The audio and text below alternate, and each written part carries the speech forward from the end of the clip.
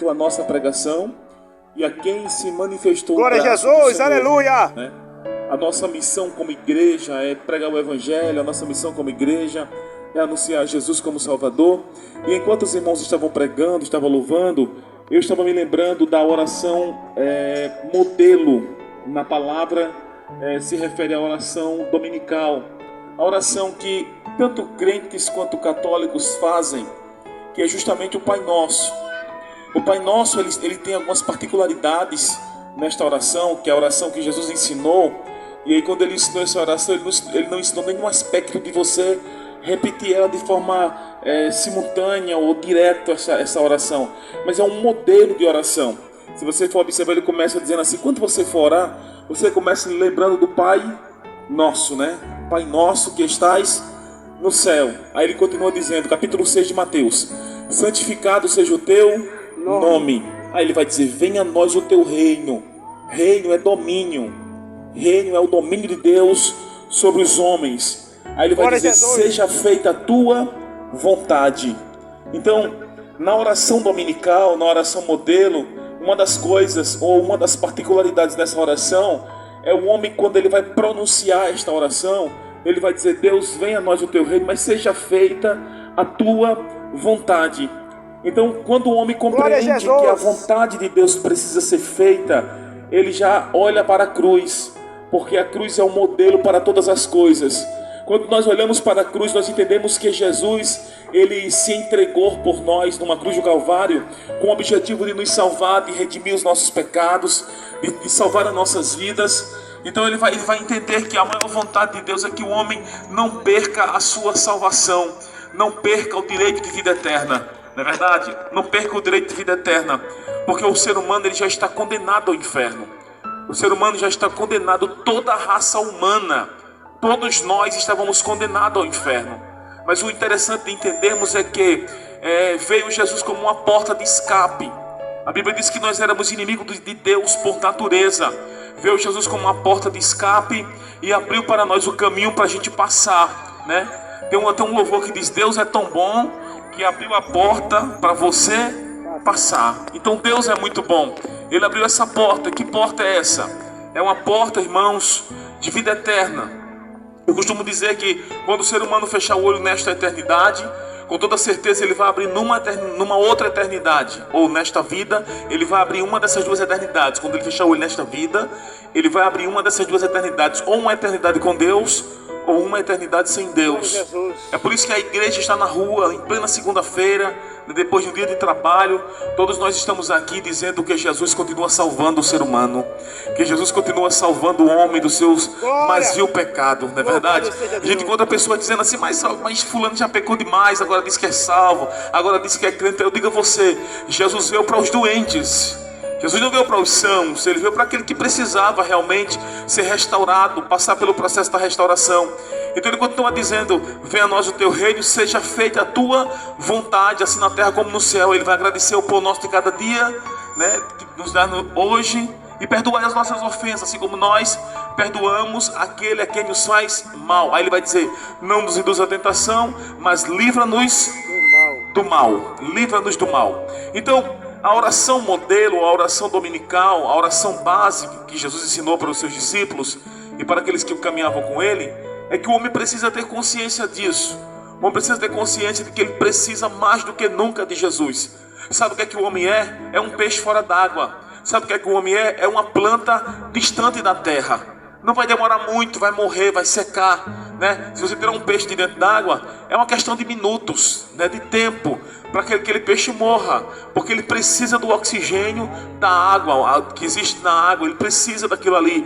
Mesma coisa é a planta precisa da terra, dos minerais, dos sais minerais que existem na terra, daquela quintura que existe na terra. Assim é o ser humano, ele veio de Deus, é uma particularidade de Deus, e se ele veio de Deus, ele precisa mais do que nunca ter consciência de que o Deus que o fez, um dia essa pessoa vai prestar conta. Cada um de nós vamos prestar conta diante de Deus. É por isso que a Bíblia diz que ele não tem o culpado por inocente. Está vendo esse culto aqui simples desse jeito?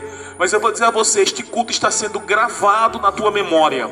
Este culto está sendo cravado na sua memória, porque naquele dia que todo joelho vai se dobrar, naquele dia do julgamento do grande trono branco, e o homem se ajoelhar diante de Deus, diante dos anjos, diante da igreja, ele não vai poder dizer assim: eu nunca ouvi o evangelho. Não, eu nunca ouvi o evangelho. Porque quando os livros forem abertos, quando o livro da vida for aberto, e aí vai se recapitular o dia de hoje. Que dia é hoje? Quem lembra a data de hoje?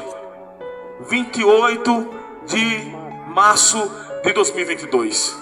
Aí alguém vai dizer assim: eu nunca ouvi o evangelho não, nenhum crente nunca pregou para mim não, nenhum crente nunca bateu na minha porta não. Aí esta imagem aqui nesta noite vai estar aberta na tua mente naquele dia, e você vai se lembrar que os crentes pregaram, e você vai se lembrar que a irmã Neide pregou aqui nesta noite, né, que o cego precisa sair do caminho e voltar para Jesus. Aí você vai se lembrar que o irmão Pedro pregou aqui nesta noite, São Mateus capítulo 11 versículo 28, vinde a mim todos vós que estáis cansados e oprimidos, e eu vos aliviarei. Que o irmão Marconi pregou nesta noite, que os demais irmãos que passaram por aqui pregaram nesta noite, porque esta mensagem ela vai ficar cravada na tua mente. É por isso que o papel da igreja é pregar o evangelho. Não vá pensar que a gente vai sair daqui triste, porque ninguém aceitou de forma alguma. Nós vamos sair daqui regozijado, porque nós fizemos a nossa parte, e a nossa missão é ir e pregar. A nossa missão é pregar o evangelho. É por isso que a Bíblia diz assim, ó: ide por todo mundo e pregar o evangelho. A palavra ide no original grego quer dizer indo a algum lugar, pregue o evangelho. E é o que nós estamos fazendo aqui nesta noite na casa da nossa irmã Madalena. Estamos pregando o evangelho. Estamos dizendo o que Jesus fez nas nossas vidas. Estamos dizendo o que Ele pode fazer também na sua vida. Louvado seja o nome do Senhor. Então o ser humano precisa entender que ele precisa dar lugar para que Deus possa operar em sua vida. Porque Jesus, irmãos, ele não é mal educado. Sabe o que é que o nosso adversário precisa? De uma brecha. E através dessa brecha ele entra e faz destroço na casa. O nosso Deus não é assim não. Capítulo de número 3, versículo 20 de Apocalipse, ele vai dizer assim: eis que estou à porta e bato. Aí ele vai dizer assim, ó: se alguém abrir a porta. Então a palavra se, ou a terminologia se, é uma possibilidade.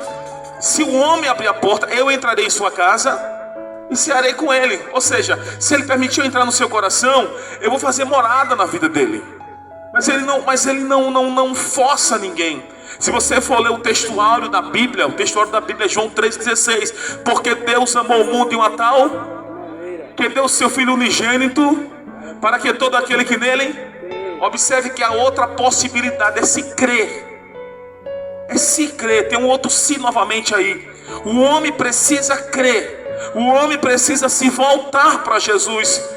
Aquele filho pródigo que se ausentou da casa do seu pai, aquele filho pródigo que se afastou, ele foi para o mundo, viveu uma vida dissoluta. A Bíblia diz que ele viveu dissolutamente.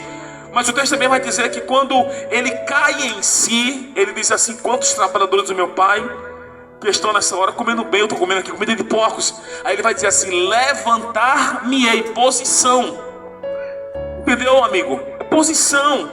É a posição do ser humano diante da situação. Então você precisa ter essa consciência de entender que é você que precisa tomar atitude.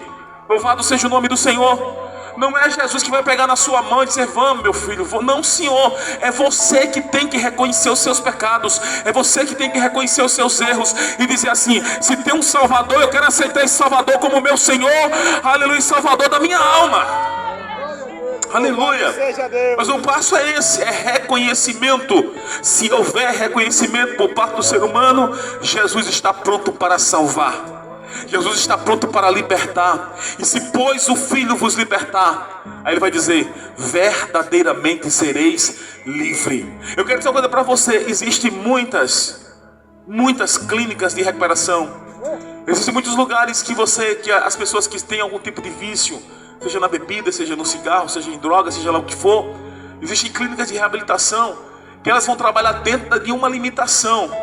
O único lugar que eu vi Jesus restaurar a vida de forma definitiva foi através da palavra de Deus. Quando o ser humano dá ouvido à voz de Deus e ele aceita Jesus como seu Salvador, aí cumpre-se-á o que diz a palavra: verdadeiramente sereis livre. Porque a mácula do pecado está no coração do homem. A mácula do pecado está dentro do homem, mas se o homem der espaço para o Espírito Santo operar, ele opera, ele restaura, ele perdoa pecados. A Bíblia diz que ainda que os nossos pecados estejam mais vermelho que a escarlata, ele vai tornar mais branco do que a lã branca. Eu pergunto nesta noite se é uma pessoa para Jesus, se é alguém que deseja fazer uma aliança com Deus. O dia aceitável é hoje, não é amanhã. O amanhã não nos pertence. Eu queria perguntar nesta noite se há alguém que deseja fazer uma aliança, ou que está afastado dos caminhos do Senhor e que deseja novamente voltar à casa paterna, tomar a atitude que aquele jovem tomou de voltar para a casa do seu pai. Eu pergunto se há alguém aqui nesta noite, do meu lado esquerdo, se há alguém, do meu lado direito, se há alguém nesta noite. A porta da graça está aberta.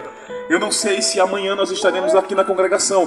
Possa ser que amanhã muitas pessoas vão lá na congregação e encontram só os bancos, não encontram mais crente lá. Não é verdade? Porque a igreja está aguardando um arrebatamento a qualquer momento. Quem está aguardando um arrebatamento aqui nesta noite? Aleluia, a qualquer momento a igreja vai ser arrebatada. Vai ouvir só os comentários, né? E aí a nossa casa fica aí, para quem quiser ficar aí, fica com tudo aí. Carro, fica tudo, sabe por quê? Estamos aguardando um novo céus e uma nova terra. Deus abençoe a todos os irmãos. Fiquemos de pé nesta noite. Vamos agradecer a Deus por tudo.